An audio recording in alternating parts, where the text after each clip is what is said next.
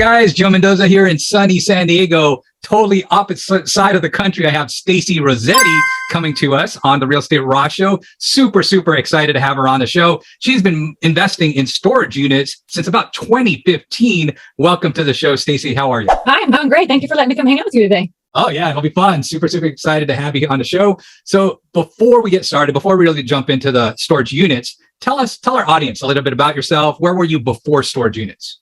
Okay, so 2010, I got into real estate investing, and I was a wholesaler and a rehabber. Essentially, is what I was one of those crazy people that did 15 rehabs at a time. And from 2011, 2012 to 2015, I did about 100 rehabs. And then what happened in 2015 is I got pregnant.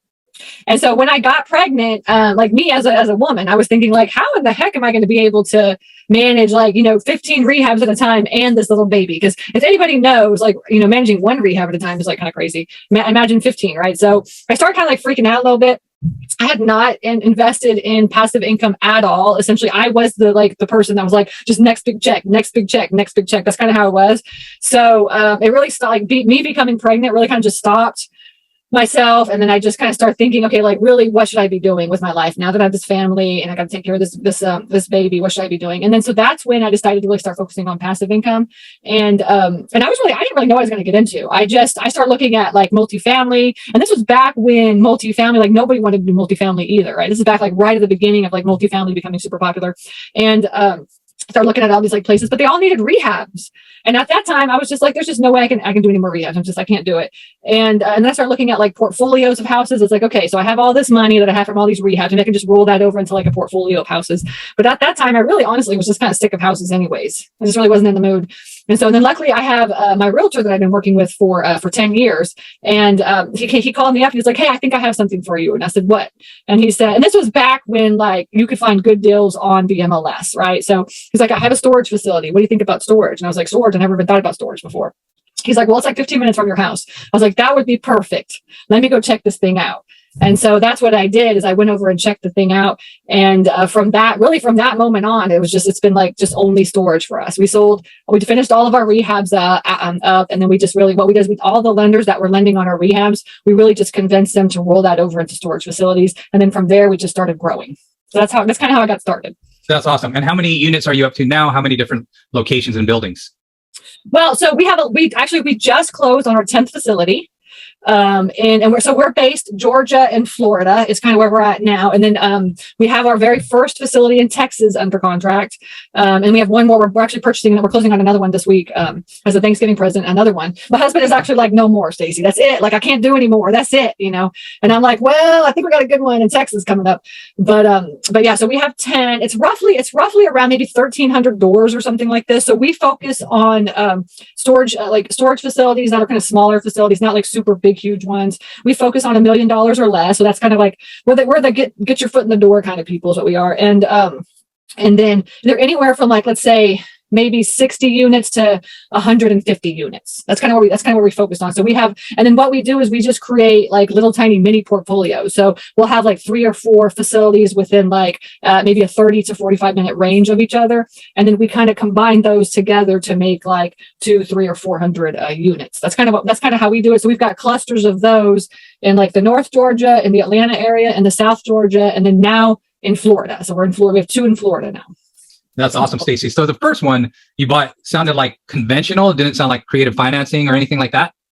So actually, the truth is I'm 100% privately funded. And the reason why is because we buy mismanaged facilities. There's 6 different ways to invest in self-storage. And they're mismanaged facilities, which is you just buy not dumpy facilities, but facilities that are not managed properly. Right. And then they have a low vacancy rate, or they're just not charging what they should be charging or something like that. We buy those primarily. That's what we buy. And then there's income producing properties. Right. So, if you're cash flowing, and some people are just not risk tolerant, they're not risk tolerant at all. They're just no, I just want to start making money right now. Right. That's it. I just want to make money. So those are income producing properties for them. And then there is, and then you could do conversions. You see this a lot where there's retail spaces that are being converted into climate control units or something like that. That's getting really, really popular. We have not done that at all. And we probably won't because we're just a little bit too lazy. That's why. And then also there is wholesaling. if you know how to wholesale, if you understand the concept of wholesaling, you could totally wholesale self-storage. I just have to learn, commercial real estate investing. But and then also there's new construction, which is super popular right now. So if you have like a really strong stomach and a lot of patience and a lot of money or access to money, you should totally be investing in new construction for storage right now, because there's not enough storage facilities out there. There just really isn't. And then finally, lending. Lending is the sixth way. So if you're like, oh my gosh, this sounds awesome, I really want to get into it, but like, I just don't want to do any of the work, well, then you lend your money is what you do. So that's what I do, is I borrow money from private lenders. We buy mismanaged facilities, and we take them and then turn them around. It takes us probably anywhere from a year to 2 years to really turn them around, get them up and running. And then we'll either hold on to them, or we'll 1031 exchange them into a bigger property, or we'll even own or finance them to somebody else. That's kind of how we do it. That's awesome. So with the private lending deal, are you doing a little JV syndication? What's kind of set up there? We do all of the above. So I just partnered with one of my students. We picked up an amazing property in Texas, which we'll be doing like JV on. So we'll borrow money and have them as a first lien. It's really kind of up to what the lender wants, because it's just really based on their risk tolerance. What they want to do, what they feel more comfortable with. So we're kind of flexible on that. We have the way that we set it up is if somebody says, oh, I have some money, let's invest together. You'll either lend the money. This is really good for everybody to know. You'll either lend the money and then just get a lien on the property, or you could partner with that person, and then y'all could form a company, and then you could go out and get debt service on that facility, or you could invest in our fund. We're about to launch a fund right now, which I'm really excited about, but kind of also very nervous about, and or we'll syndicate, or we'll say okay, we have this $3 million property. Let's all let's pool our money together and let's just do this one together. So it's kind of just whatever we need to do for the deal is what we're going to do. And normally, are you seeing people coming in with 10%, 20%, and then get regular financing on the rest? What's a typical private lender doing with you? You mean interest rate, or what do you mean? When they're coming in with a down payment, how much do they come in for the down payment? Yeah, typically. Usually what they actually it's all over the place. So for instance, let me just give you an example. We just closed on a deal. This is an awesome deal. This is gonna be so good. It's in Florida, and we just actually closed on Friday. And so we picked it up for $600,000. It's 116 units on 2 acres. The 116 units are taking up about 1 acre of that property, and there's a whole nother acre that we can add units on. And we're going to add probably around 100 units. Typically, when you think about storage, you think 50 units per half acre or 100 units per acre. If it's a rectangle. Right. If it's some weird shape, it'll be different. And so this one is just basically a rectangle, and there's 116 units, and we're going to add some more. And so I just basically what happened is I was talking to the owner, and he actually owns Pine Straw Company. This is what he does. He's a pine straw guy. Okay. And, but he bought a piece of property that had all this pine straw on it, and it also had a storage facility on it.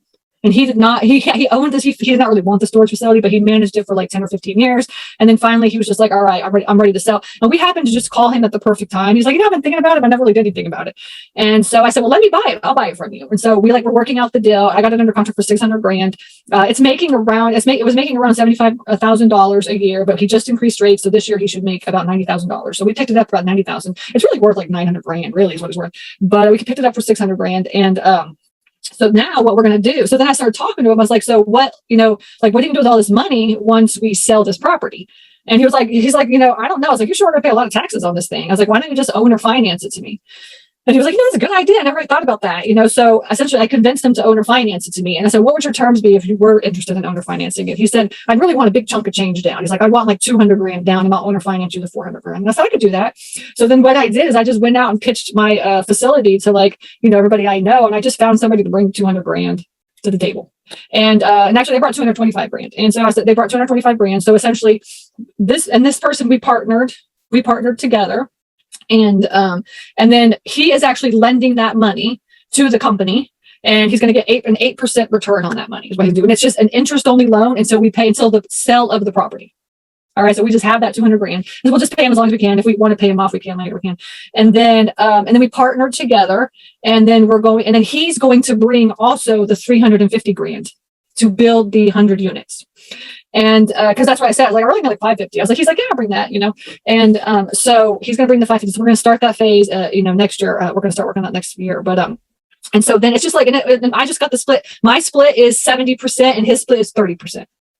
So I get 70%, he gets 30% of the deal. And then he is going to get 8% on his money is what he's going to get, that 200. And once we take the 350 out, he'll get 8% on that as well. And that's the terms that we worked out, really. And then the owner, he owner financed the 400 grand.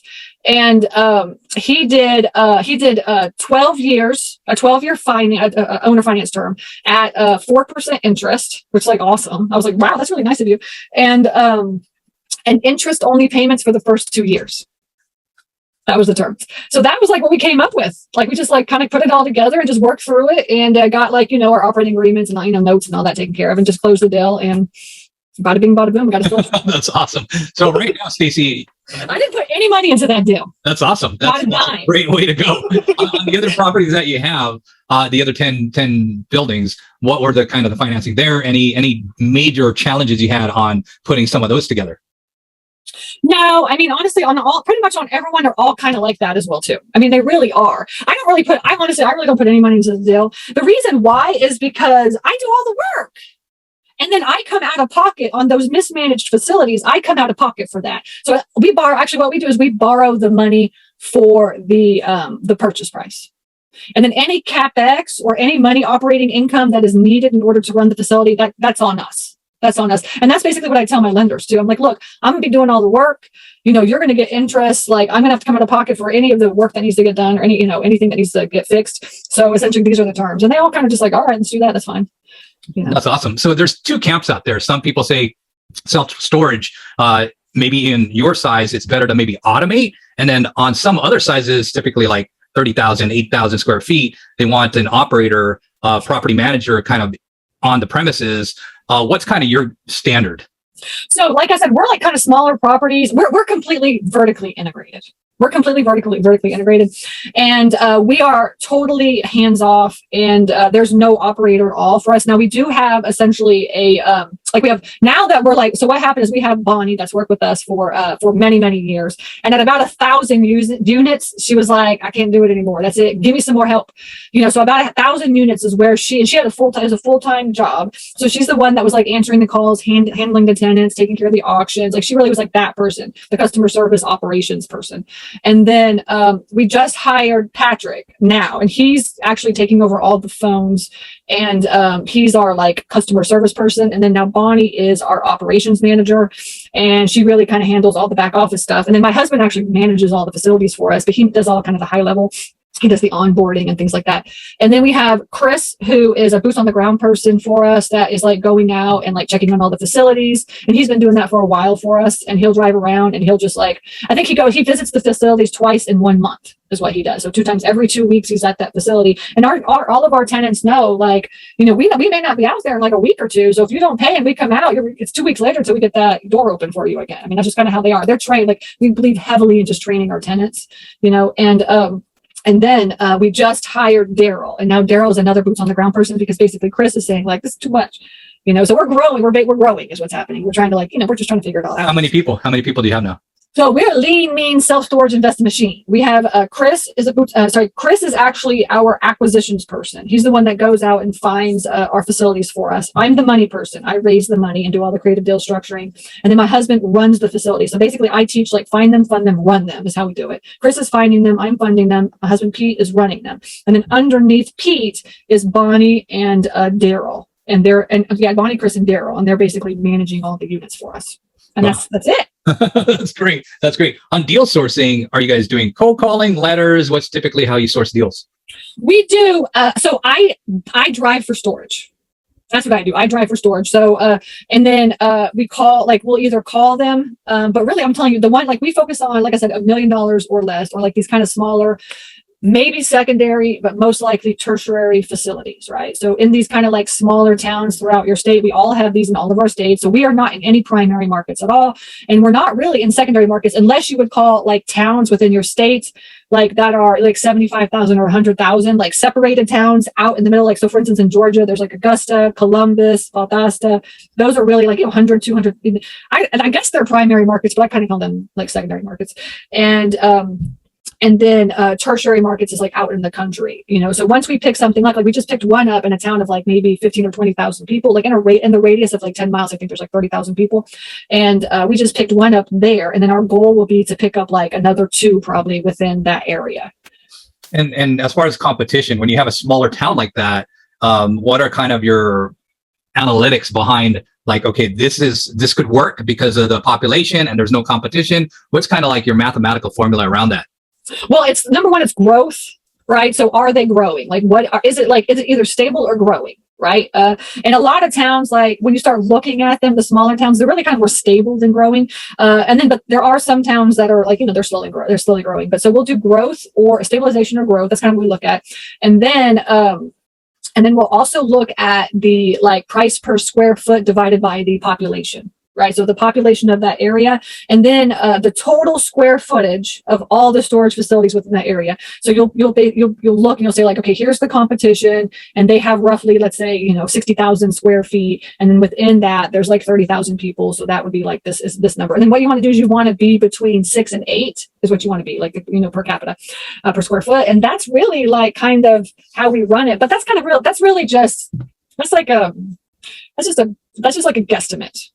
Really, right. You know, if it's stable, if it's growing, the truth is there's just not enough storage right now. Everywhere that you go, if the property is managed properly, it's going to be a good deal, you know, if you can get it at the right price.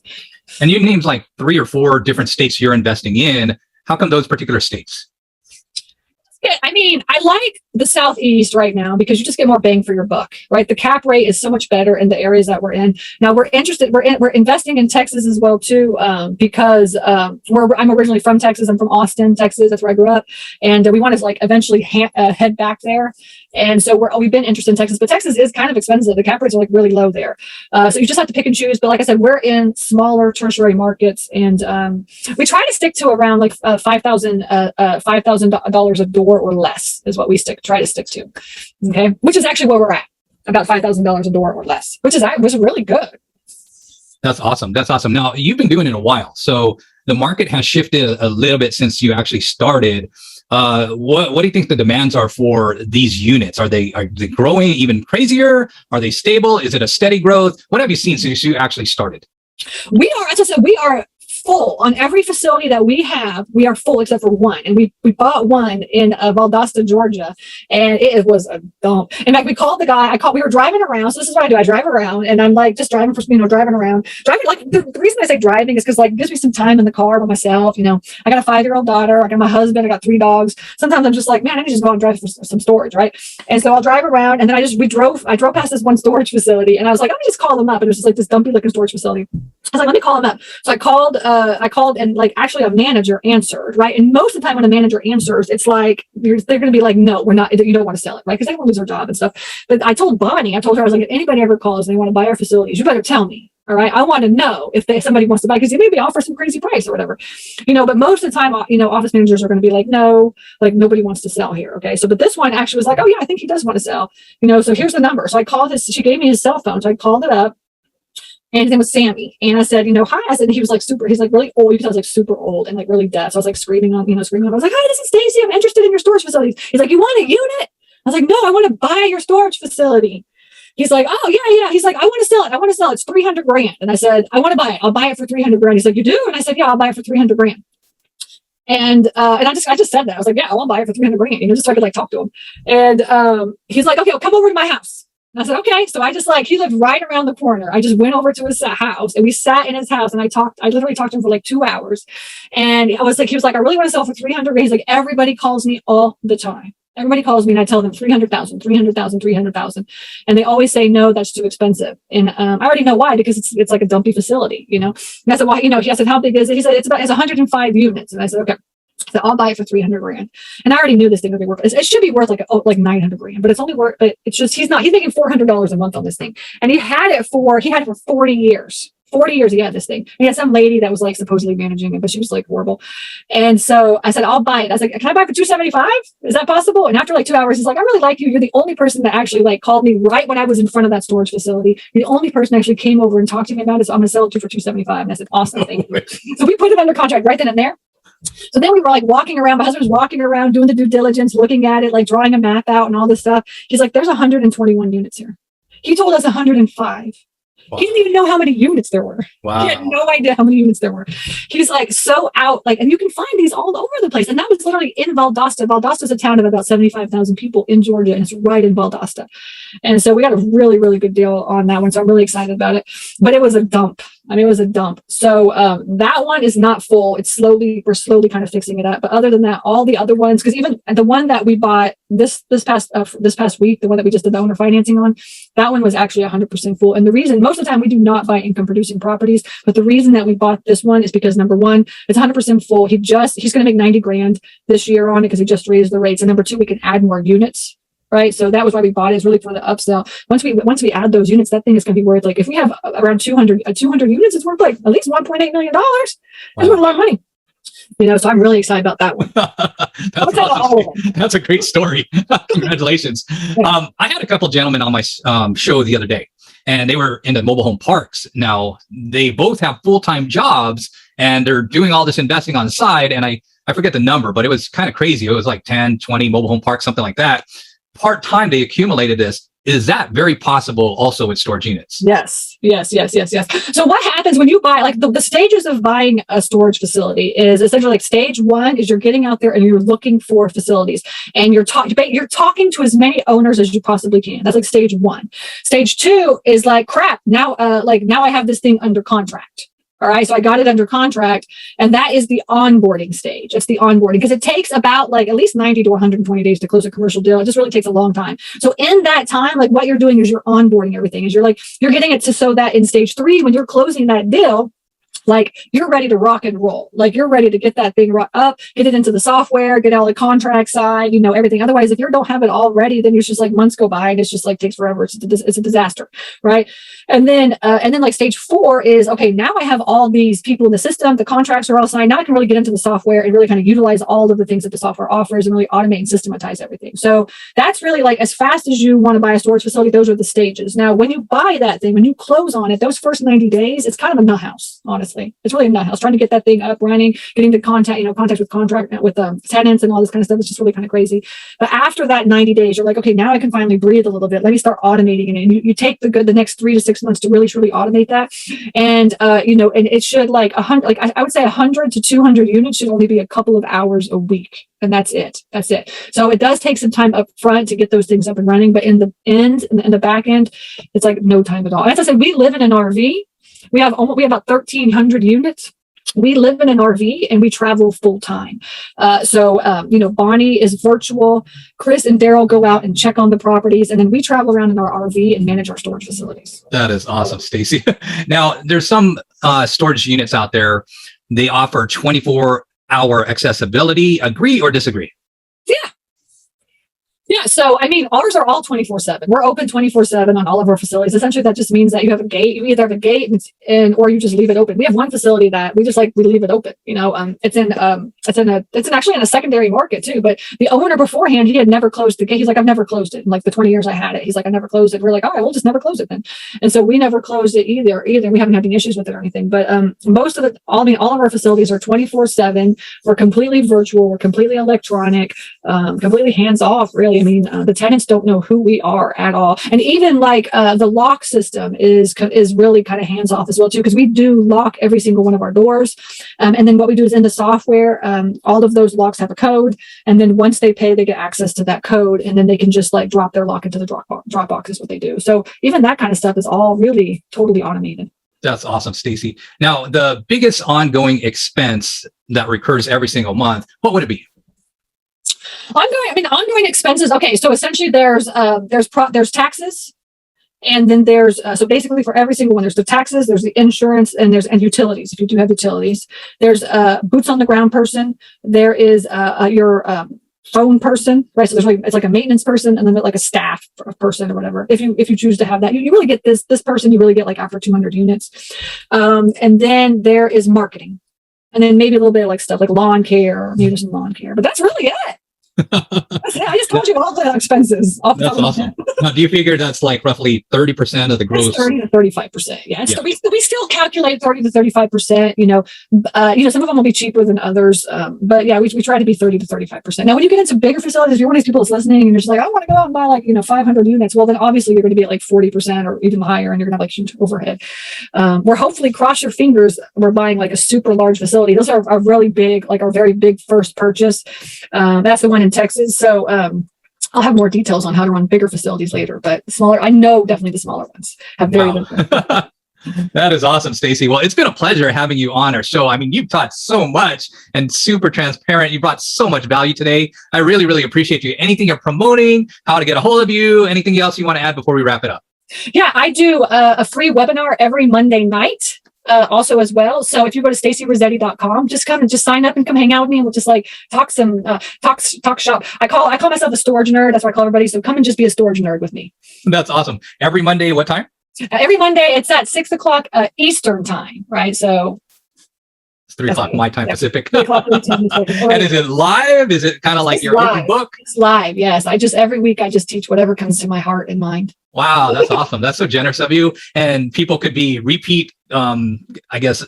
I got followers. They all hang out every Monday night. They're like, I'm going to learn. Yes. That's awesome, Stacy.